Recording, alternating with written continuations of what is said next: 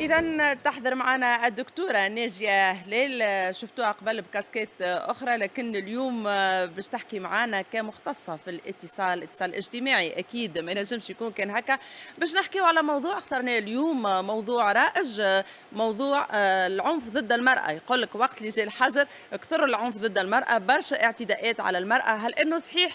غلط؟ أكيد أهل الاختصاص ينجموا يقدمونا هما المعلومة اللي تنجم تفيدنا. دكتورة صباح النور، أهلا وسهلا ومرحبا بك. صباح الورد ندى وصباح الخير سادة المشاهدين الناس الكل. يعيشك.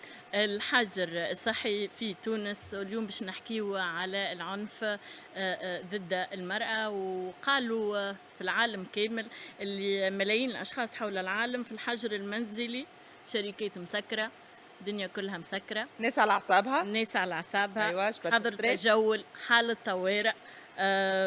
لكن لازمنا تدابير احترازية أي ولا باش أكيد. نحاولوا نتفاداو المشكلة أو المصيبة أو الكارثة اللي صارت، لازم نعترفوا بها ساعة قبل كل صحيح شيء. هي موجودة، لكن احنا موجودين باش نحاولوا ان نتأقلموا زاده.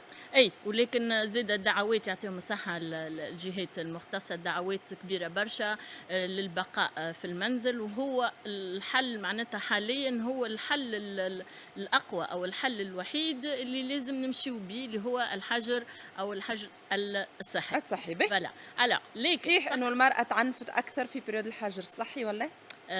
قبل الساعة هذه نحب نقول حاجة نشرتها منظمة الصحة العالمية، اللي هي نشرت وقالت اللي حاجتين هي نشرتهم. نشرت الحاجة الأولى اللي قالت اللي راهو الحجر الصحي في العالم كامل، في التقرير نتاعها قالت إنه أكثرية العنف اللي قاعد يصير للمرأة بسبب الحجر، ونبهت منه في التقارير نتاعها في الحجر الصحي. أيوة. علاش هذيك؟ علاش هي نبت عليه وحكيت الأكثر في الحجر الصحي؟ على شنو حكيت على حماية الصحة العقلية. ايواش. فوالا فيما معناه. فوالا فيما معناه الصحة العقلية، اللي هي نحكيو على الأمور العقلية اللي نابعة من المخ، اللي هي brain، اللي هي تحكي على الحاجة النفسية.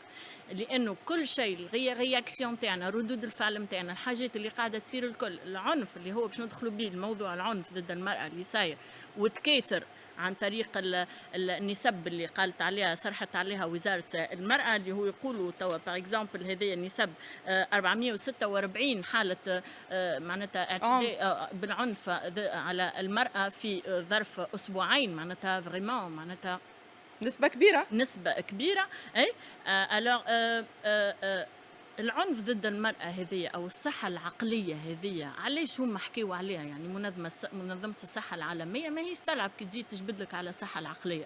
أيوة. علاش؟ على خاطر كل شيء نابع من العقل وردود فعلنا الكلها، وزيد خلي نحن توا نعديو 8 سوايع في الخدمة. حكينا عليها مرة في معناتها كي حكينا على الاستراتيجية، معناتها الخطة العملية نتاعك في النهار كامل قسمناه نهار. الو انت 8 سوايع كنت تعديهم البرع، اي وليت تعديهم في الدار. فوالا أيواش. وليت تعديهم في الدار، وليت تعدي 24 اور في الدار 24 كما ساعة. يقولوا في تونس كبر النهار. الو افيك لا فامي، شكون لا فامي؟ نبسطوها اللي أيوة. هي لو مينيموم سي لي بارون، الام والمراه وراجلها وولادها. أيوة. هي تقول لي انت علاش كثر هالعنف؟ هذا السؤال المحوري اللي انا نستنى في الاجابه عليه بفارغ الصبر. اي علاش؟ اي بربي خلينا نحل قوسين، لانه كل مره قاعده نتفرج في التلفزه، مانيش نذم في قاعده في الخطوات اللي قاعده تعمل فيهم وزاره المراه ولا غيرها، اللي هي قاعدين او اتصل على رقم بربي اللي اسمه 18 النمرو هذايا 1899. اذا حد عنفك بربي راهو ولات دوبل معناتها العنف ضد المراه، وقاعدين شكاوي أيوة. جبت شي حد على التدابير لازمنا نعملوهم باش نوعيو المراه، اي والتدابير لازمنا نعملوهم باش نوعيو الرجل باش ما نوصلوش للحالات هذه. صحيح. لو انت تقول لها الوقايه خير من العلاج. يعني اتصل 18 كذا تيما نعطلوا. صحيح فما قانون، لكن زاد الامن عنده حاجات ما اهم. فهمتني؟ الوغ علاش ما لا، وماذا بينا العائلات في تونس يعني ما توصلش انه المراه تشكي بالراجل. يعني ربما فما شرخ لهنا باش يصير في العائله وتصدع اللي احنا ما قريناش حسابه من بعد. علاش؟ لانه قبل في سيستم النورمال من غير حجر صحي ومن غير الكورونا ربي يشفينا منها وكل، اللي هو لو سيستم اللي هو شنو لازمنا نعملوا؟ لازمنا نعملوا تو باش نتفاداو المشاكل هذه كل، احنا تو محصورين 24 ساعه مع بعضنا، لازمنا نعملوا تخطيط يومي. لو ستاندار اللي نحن فاهمينه واللي عندنا في الرجل الشرقي ولا المراه معناتها بصفه عامه، اللي هو ينقسم الى شقين، الشق الاول اللي هو العام والشق الثاني اللي هو الخاص. العام ديما للرجل والخاص بالنسبه للمراه ديما عندها المينيموم. علاش ما نعملوش بعض التدابير لتغيير المنظومه؟ ما نحبوا احنا تغيير المنظومه، ديما نحبوا التغيير ولا نحبوا احنا نحكيو على التغيير من اللي مستقلين معناتها. المراه في الدار كي يحب رجلها باغ اكزومبل يقول لها سلاته مش بنينه ولا شبيها كيكه ولا يدخل في حاجات ما تخصوش كيما تقول هي، لازم هي تعاود تدرب روحها مره اخرى تستانس وتعلم وتقول له بيجا حطوا قدام الامر الواقع. ايوه عنده حلين، هو يا يقدها هو وبيان سور ما نتصورش كان شي قدها اكيد فوالا خافت تولي باب اخر للعنف يجا قد انت معناتها تولي انت هيك للرجوله فوالا هو حسب فوالا حسب رايه هو بيان سور. لكن بربي نحب نحكي قصتين هما شويه في ديننا في عهد الرسول صلى الله عليه وسلم. ايوه في فوالا انا زميلي طه جماعي يقول لي انا في الحجر الصحي فكيت لكم جينا لمرتي تري بيان زميله سهام عبد الرحمن. سهام صح عليك بصراحه. علاش؟ على خاطر لي بلو غران شيف دو موند سون دي زوم رجال معناتها بالعكس. هو ربما ساعات راهو معامله المراه نجيه من باب التسلط من الرجل على المراه، انه يشوفها في وضعيه معينه وكانها جايه باش تخدمه، ماهيش زوجه وماهيش مناصفه الحياه ما بيناتهم في كل شيء. هذيك علاش في عهد الرسول صلى الله ما عليه وسلم ينساش اللي هي تخدم البرا كيفو زاده. فوالا أيوة.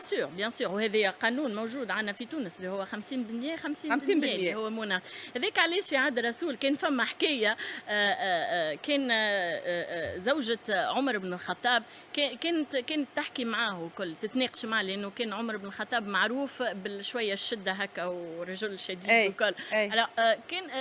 كان تناقش فيه وكل، قال اتراجعينني؟ يعني قاعده تناقش معايا. قالت له عادي يعني شنو المشكل؟ الرسول صلى الله عليه وسلم وزوجاته معناتها يتناقشوا. قال لها كيفاش ما تقول الكلام هذا؟ خذا روحه كما نقولوا نحن لبس شليكته ومشي لبنته اللي هي زوجة الرسول صلى الله عليه وسلم حفصة عليه الصلاة والسلام. فوالا سألها قال لها تراجعين رسول الله؟ يا أخي قالت له نعم أنا وكل زوجاته. قال لها كيفاش معناتها ما تناقشوا مع نحبوا نوصلوا من وقتها عمر بن الخطاب فما حكايه واللي هي خيط دقيق جدا اللي هو مش من حقك تتكلم، مش من حقك تناقش وتعطي رايك. علاش فتحت الموضوع ما تعطيش رايك هذيك علاش فما حاجه ما عقليه الجواري يعني كانها جاريه مش زوجه. حتى في عهد الرسول صلى الله عليه وسلم ما كانش موجود. الرسول صلى الله عليه وسلم كان يخيط كان معناتها يساعد زوجاته كان فهمت. نعم. وفي نفس الموضوع في نفس السياق فما قصة أخرى لعمر بن الخطاب. جاء الراجل يشكيله من مرته، جاء باش يدق الباب، سمع زوجة عمر بن الخطاب تعيط وتصيح هكا متقلقة وكذا كيما نحن نبداو هكا كي نبداو في حالة هي متغشين ولا ما عرفناش نطيبوا. تحية لزوجة خويا برافو ما عرفناش نطفوا شو اسمه القرنيط بلا اللي تتغشش هكا وكل. رجع في الثنيه نص الثنيه رجع يا اخي عمر بن الخطاب جاي خارج لقاه قال له شبيك كنت جاييني؟ قال له ليه راهو كنت باش نقول لك حاجه. قال له تفضل. قال له لا كنت باش نشكي لك معناتها من زوجتي. يا اخي انا لقيت زوجتك لقيت نفس الشيء يعني معناتها انت ناجي اللي فهمتوا حبيت ترجع نمشيو نتصداو مازال لنا دقيقه نقولوا لنا في الوقت نتصداو للاسباب اللي تخلينا نوصلوا للعنف ضد المراه. ناخذوا التدابير ومن التدابير هذه انه نقلبوا الدور. ايواش باهي. علاش نقلبوا؟ علاش حتى في الموارد البشريه في لي ريسورس هيومان القوانين العالميه يا نادي كي تجيب باش تطرد موظف من الخدمه نتاعو ما تردوش ديريكتومون. ما مشيش في الديبارتمون هذايا نحولوا ديبارتمون اخر. ما مشيتش معاه في الديبارتمون هذاك نحولوا في الديبارتمون الاخر. للي يجي هو في الاخر بكل يقول لك باللهجه الدارجه نتاعنا يقول لك ماينا انا راني اموري سافا با مش انتوما. يعترف هو بالخطا نتاعو. نعم الاعتراف بالخطا فضيله. هذه معامله من المعاملات من التدابير الذكيه نتاع المراه اللي تنجم تتعامل مع الرجل. بربي نقطه اخرى زيد اخر نقطه قصه اخرى صغيره اللي هي فما امراه في عهد الرسول مشيت هي تشكي، رجل مشى يشكي بزوجته قال راهي زوجتي تحب تطلقني. أيوة. يا اخي عمر بن الخطاب قال له علاش؟ سال المراه قالت له راهي ريحته نيتنا. ايوه قعد معاه رايحه كريهه. رايحه كريهه. ايوه عيط هو للزوج وتاكد صراحه من الموضوع، قالوا لهم خذوه لبيت المال قدوا له وعملوا له كذا. رجع متهندم ومريقل وكذا. بدت الامور ولا حكايه حتى اخرى؟ هي ما عرفتوش، ما حبتش تسلم عليه. أيوة. شو يقول في وقتها معناتها شنو نقولوا؟ نقول لك معناتها، وقال ابن عباس وقتها كان موجود، قال والله اني اتزين لزوجتي كما احب ان تتزين زوجتي لي. نعم. يعني مش كان هي تتزين، عيشك يا سيد الرجل تزين للمرأة. يقول لي الوقت انتهى. محلى ميساجك بوزيتيف برشا، نجموا نثيروه مرة أخرى الموضوع، مازلنا مواصلين ومازال صباحكم تونسي إن شاء الله متوفر. شكرا لك، يعطيك الصحة ناجي على الحضور الأنيق هذا معنا. شكرا لكم متابعتونا انتم اليوم في صباحكم تونسي، أكيد برنامجنا متواصل مع الزميلات إيناس العمري ومنى ذويب. إلى اللقاء وشدوا الدار، إلى اللقاء.